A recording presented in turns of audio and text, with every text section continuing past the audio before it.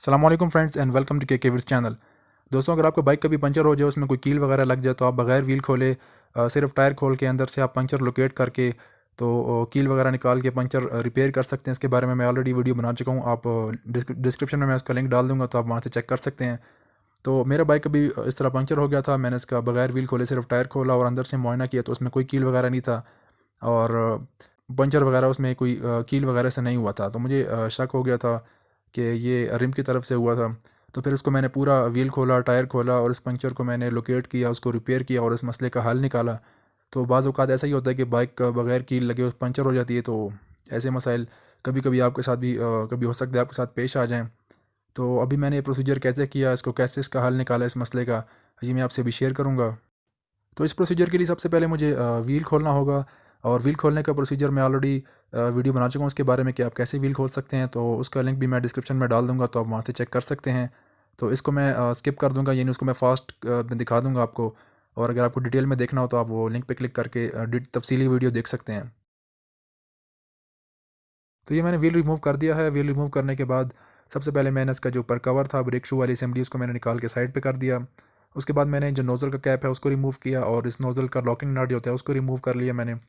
और उसके बाद इसके अंदर जो नॉन रिटर्न वाल्व लगा होता है उसको इस टूल की मदद से मैंने निकाल के बाहर निकाल दिया, ताकि इसमें से मुकम्मल ट्यूब में से मुकम्मल तौर पे हवा निकल जाए।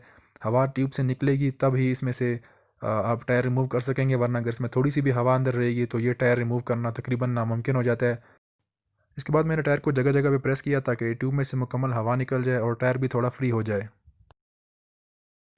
तो जहाँ पर नोज़ल लगी होती है, नोज़ल वाली साइड से टायर को नहीं खोलना चाहिए, तो मैंने नोज़ल वाली साइड को अपोजिट करके उसकी अपोजिट साइड में मैंने टायर खोलना शुरू किया।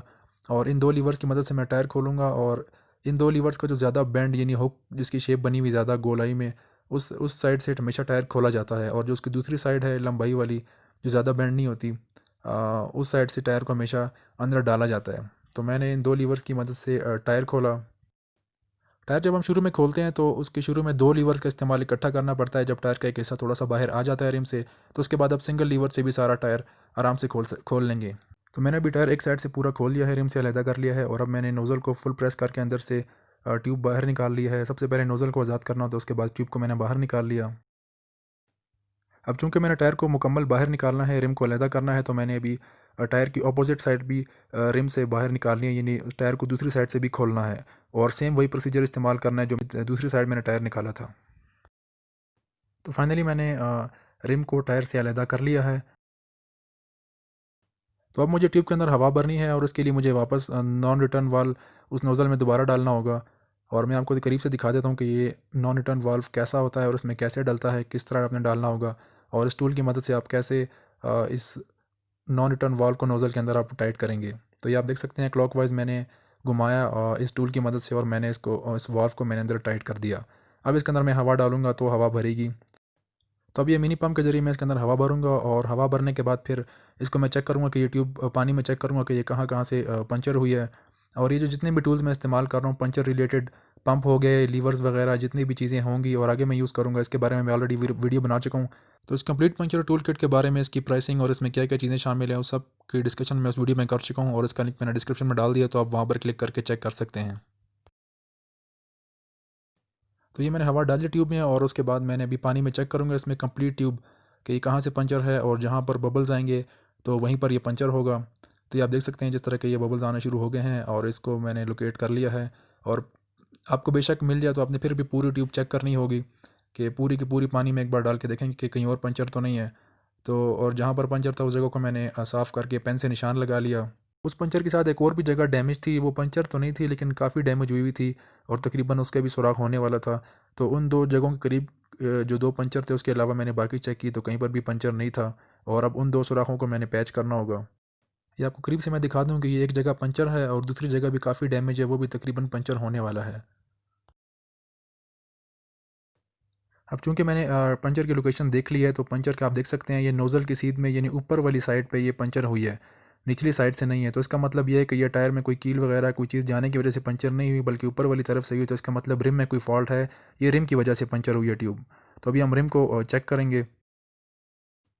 रिम को जब मैंने चेक किया तो इसमें बज़ाहिर कोई फॉल्ट नहीं था। इसमें ये रबर की जो पट्टी लगी होती है इसका मकसद ये होता है कि स्पोक्स के जितने स्क्रू होते हैं वो ऊपर ना सामने ना आए, ताकि वो ट्यूब को डैमेज ना करें। इसको कवर करके रखती है ये पट्टी।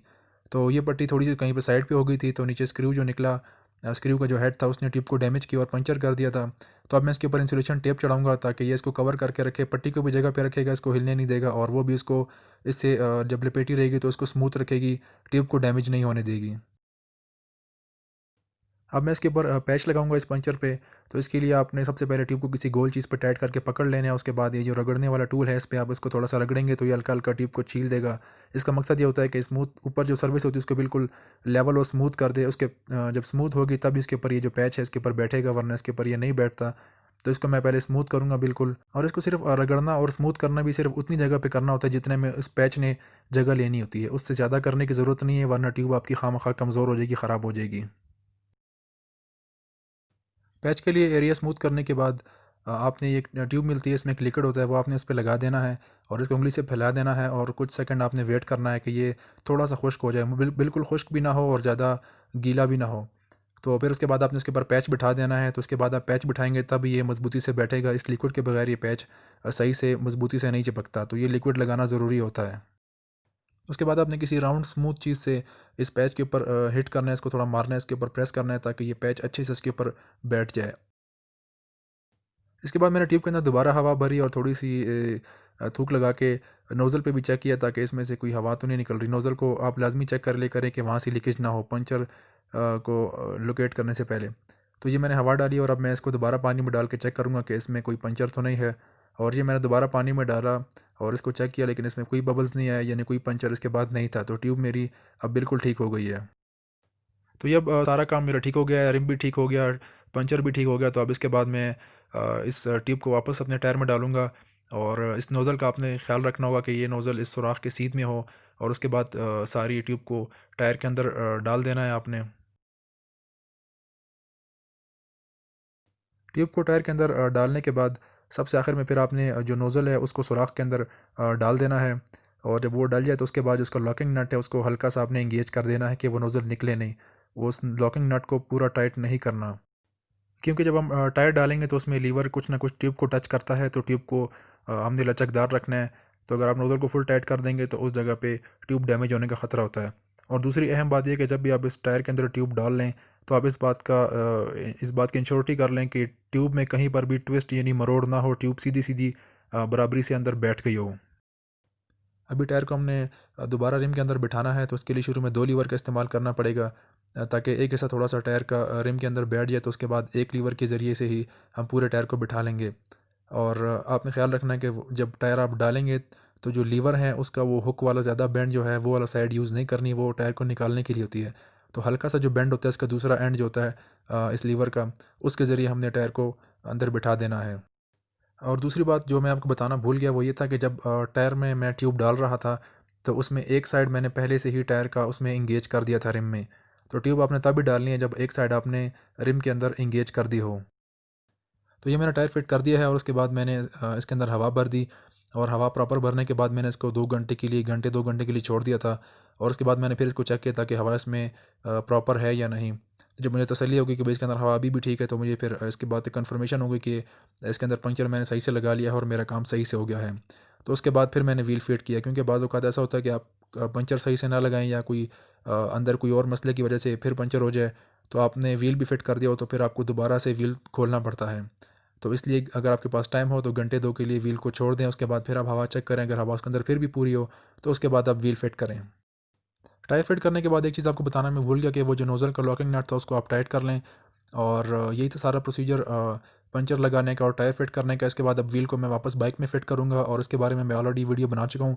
तो इस वीडियो को मैं फ़ास्ट करके आपको दिखाऊँगा। अगर आपको डिटेल में देखनी हो तो उसका लिंक मैं डिस्क्रिप्शन में डाल दूँगा, वहाँ से आप तफ़सीलन देख सकते हैं कि आप कैसे अपने बाइक का व्हील रिमूव कर सकते हैं और इंस्टॉल कर सकते हैं।